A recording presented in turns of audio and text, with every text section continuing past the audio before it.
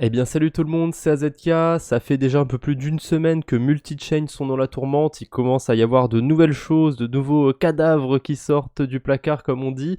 J'avais fait un tweet déjà, j'ai l'impression que j'étais un des premiers en France à avoir vu ça. Il y avait un USDC sur Kava qui commençait à dépeg très sérieusement. Spoiler, ça a pas fini, je vous montrerai après. Et du coup, ça m'avait alerté parce que l'USDC sur la blockchain Kava, c'est pas émis par Circle, c'est émis par Multichain. Et je me dis que Multichain, bah, ils ont des actifs sur plein d'autres blockchains, etc. Et surtout, quelques jours ou peut-être une semaine ou deux avant ce tweet, je me suis rendu compte que Multichain, bah, il permettait plus d'envoyer certaines cryptos sur certaines blockchains. C'était un petit peu louche. Ils en avaient pas parlé du tout, d'ailleurs, sur leur Twitter ou sur leurs réseaux sociaux en particulier.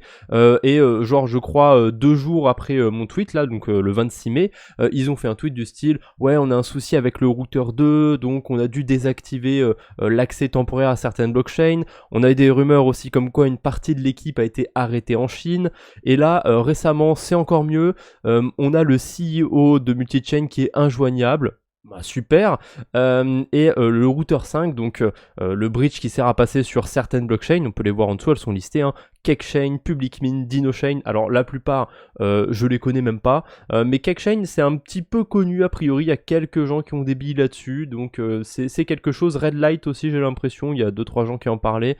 Bref, c'est pas des gros écosystèmes, mais voilà, petit à petit, on a de plus en plus de contagion, j'ai envie de vous dire, autour de Multichain. Et faut savoir aussi que eux, ils back entre guillemets des actifs sur Phantom, notamment l'USDT. Là, on parle pas d'un petit stablecoin sur une petite blockchain. Donc quand même, ça peut avoir des répercussions. Et puis ça ouvre aussi les yeux aux gens sur le fait que y a pas que les actifs, il y a pas que Multichain qui a des actifs bridgés comme ça. On a Wormhole, on a Layer 0, on a C-Bridge. Bref, faut faire attention. Quand on a un actif qui est pas sur sa blockchain d'origine, on a beau en parler, hein, finit toujours par se passer quelque chose et il y a des gens qui se font avoir, mais bref. Du coup, là, ils nous disent que le routeur 5, blablabla, il est plus accessible, la team n'a plus accès à leur propre outil, c'est assez ouf.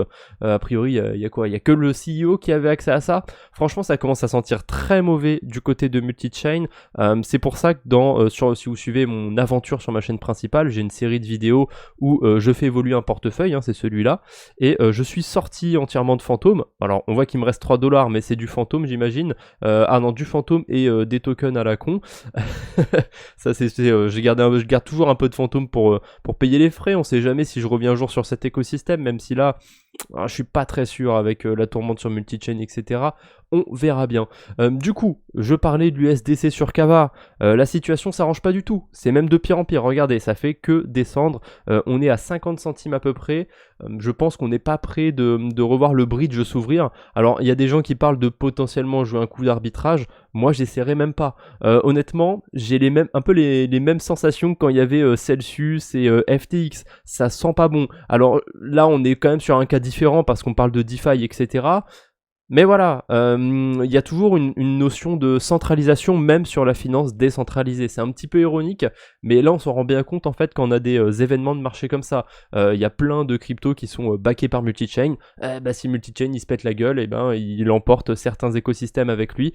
C'est dommage, mais c'est comme ça. Donc on a aussi l'USDC sur Telos autour de 73 centimes et il y a d'autres écosystèmes encore. Est-ce qu'il y a Cakechain ici sur DexScreener? J'ai pas l'impression qu'on ait cette blockchain, mais ouais, ça doit être sympa aussi de voir un petit peu la gueule des actifs là-bas. On va aller sur Kava vite fait, parce qu'on peut voir en fait les répercussions, hein, de ce dépeg de l'USDC.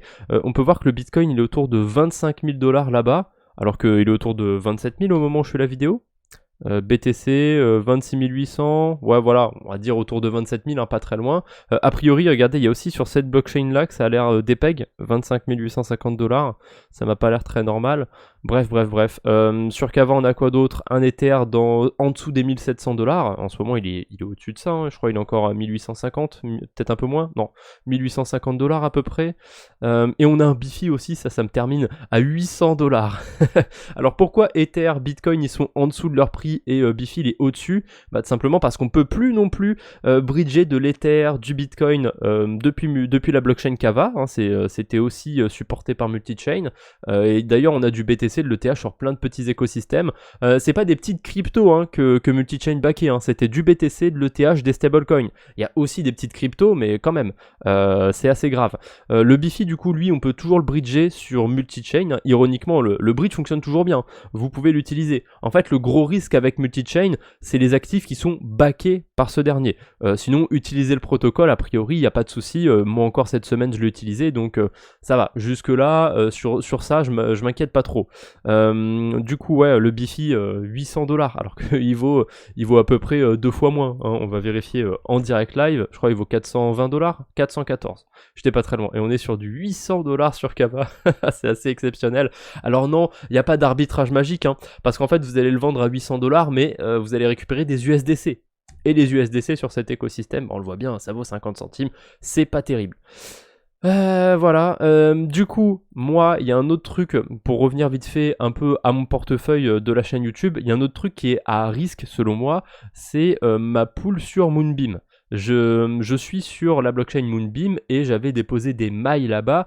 Le souci, c'est que, a priori, le mail est pas backé par Multichain parce que vous voyez, en fait, quand je veux en échanger d'une blockchain à une autre, alors déjà, je peux, hein, je peux l'échanger de Moonbeam à Polygon et surtout, on voit qu'il y a une pool ici.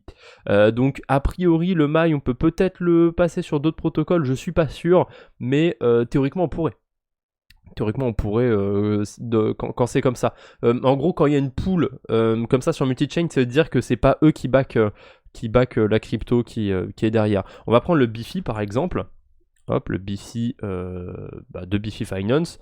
Et si je veux en envoyer, vous voyez, de Moonbeam à Polygon, il n'y a pas de pool en fait. Parce que là, ça va marcher en fait avec le Any Bifi. C'est une sorte de token synthétique du Bifi pour permettre d'embridger. Je rentre pas trop dans les détails, etc. parce que c'est chiant et parce que je l'explique mal.